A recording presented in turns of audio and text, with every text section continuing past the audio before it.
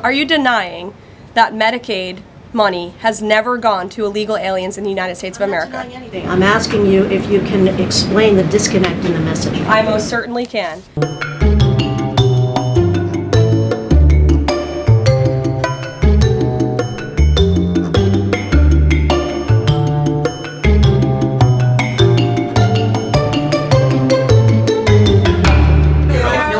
Brian, go ahead. Very much. Welcome to the briefing room, by the way.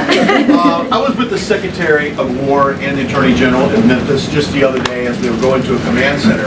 And I noticed a billboard along the highway that said, "Memphis welcomes the National Guard." Now, what is your message today to Democrat mayors watching us right now that suffer from TDS and they cannot get Trump out of the way to saving their city, Portland being one of them?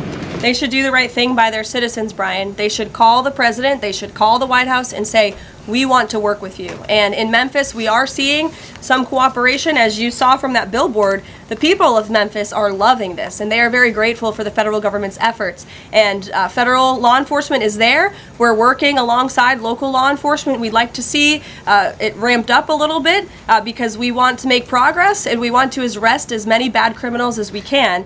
Since Monday, I do have some updated statistics from the Homeland Security Council this morning. Since Monday, 153 arrests have been made in Memphis, including 5 gang members. 48 illegal guns have been seized, and 5 missing children have already been recovered. Last night, 60 arrests were made and 21 illegal firearms were seized. Arrests from last night include a suspect wanted for rape of a child under 13, first-degree murder, breaking and entering, aggravated assault, illegal drug possession, and many more. So we continue to see good results coming in through Memphis, and the president is very excited about making Memphis safe again. In the blue. Thank you.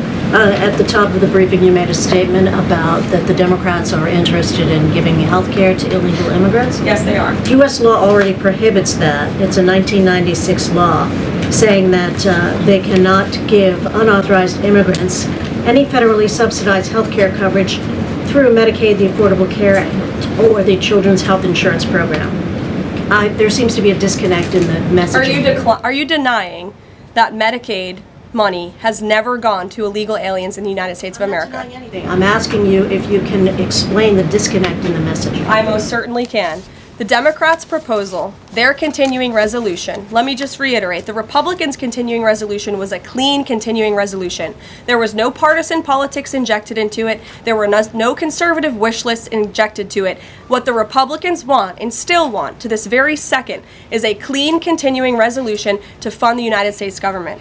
What did the Democrats want in their continuing resolution? They inserted a provision to undo a provision in the Working Families Tax Cut, the One Big Beautiful Bill, that ended taxpayer-funded health care illegal benefits for illegal aliens. Democrats' proposal would require Medicaid to pay more for emergency care provided to illegal aliens than Medicaid does for American patients who are disabled, elderly, or children. And this bill would have also allowed California to continue a gimmick that funds its Medicaid for Illegals program.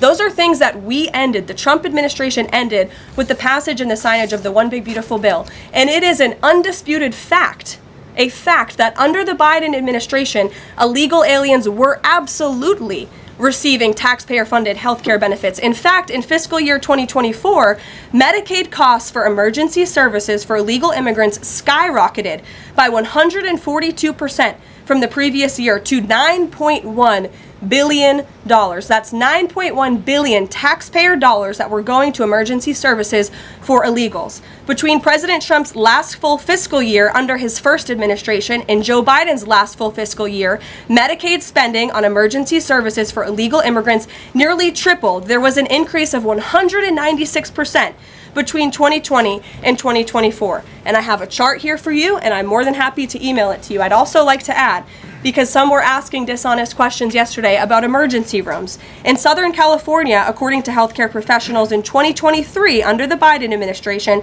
Southern California's, quote, entire healthcare system was being bombarded with illegal immigrants and forcing American patients to endure longer wait times. In Denver, Colorado, the CEO of Denver Health stated that 8,000 illegal immigrants made 20,000 visits to the city's health system in 2023, leaving an uncompensated bill totaling over $10 million. So when a illegal alien goes to the emergency room, who's paying for it? The American taxpayer. The main safety net hospital in Denver had to turn away patients due to the massive influx of illegal immigrants into the community, and UC Health Hospitals in 2024 reported their system was under stress from an increasing number of migrants. As a result, according to the head of emergency departments and urgent cares across the hospital system, quote, access is impeded for everyone. These are healthcare professionals who dealt with this directly, and there's a lot more where that came from. It is an undisputed fact that Democrats want to give taxpayer-funded healthcare benefits to illegal immigrants, period. Ed. Yeah, thank you, Karoline. Is the president talking directly to Democratic senators to try and get their vote for a clean CR? The Senate Republicans are speaking directly with moderate Democrats. I understand those conversations have become very serious, and we hope positive in the right direction so that Democrats will do the right thing. I don't know if you saw overnight a refinery in California went up in flames. Is the president going to help the governor should gas prices spike, or could he help the governor? Look, I know the administration and the White House are aware of that situation that took place. I don't have any announcements for you, Ed, on that. Has the president seen the first draft of the commemorative coin that the Treasury is doing for the 250th anniversary? It has his face on it. Oh, I'm not sure if he's seen it, but I'm sure he'll love it. Kara. Thank you, Caroline. It's now being reported that former President Biden's DHS and TSA placed peaceful January 6 protesters and even Americans who refused to wear masks during COVID onto watch lists usually reserved for terrorists. Most of these people were not charged with crimes. Does the White House have a comment on the prior administration violating the free speech and due process of these Americans? And where is the outrage from the left that claims to stand for due process and free speech? And after that, I have another question about protecting journalists from Antifa. Sure. Well, Kara, to your first point, please send me that report. That's certainly very concerning. I haven't seen it myself, but if indeed that was happening, it's something I'm sure the Department of Justice and the FBI would deem worthy of looking into. Well, and journalists, as you mentioned earlier, are being increasingly attacked by leftist protesters. I was actually assaulted outside of President Trump's United Nations speech, and I think the White House is aware that a Portland journalist was almost blinded by an Antifa protester. This has been a problem that's gone on for years, and police often say that their hands are tied. Does the White House have a plan or plan on issuing a statement maybe discouraging this violence against journalists out on the street like me and so many others in this room? Well, I hope that my statement earlier in the briefing served that purpose, but of course we condemn violence against anyone in this country, and journalists as well, who are exercising their First Amendment right. And there have been so many incredible independent journalists across the country who have gone undercover within Antifa and really have come to understand how this is a growing domestic terrorism threat inside of our country. And I would encourage maybe some of you in this room to get outside the Beltway and go do some of that undercover investigative reporting, because it is really incredible what they found. I met with one of them in my office yesterday, and they're doing very dangerous work in difficult circumstances, and Antifa is a very violent group, as you've experienced and many others in the media have as well.